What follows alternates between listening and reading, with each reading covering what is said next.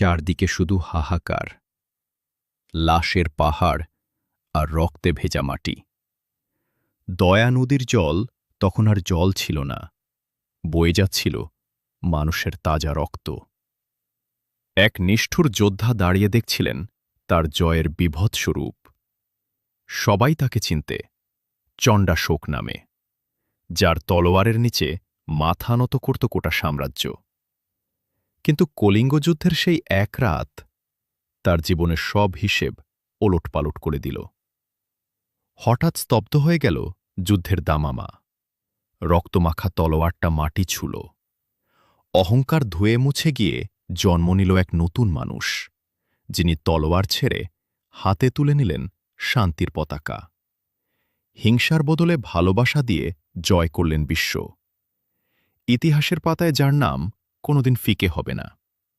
তলোয়ার নয়, যিনি মানুষের হৃদয় জয় করে হয়েছিলেন দেবনামপ্রিয়, তিনি আর কেউ নন, ভারতের ইতিহাসের শ্রেষ্ঠ সম্রাট, সম্রাট অশোক।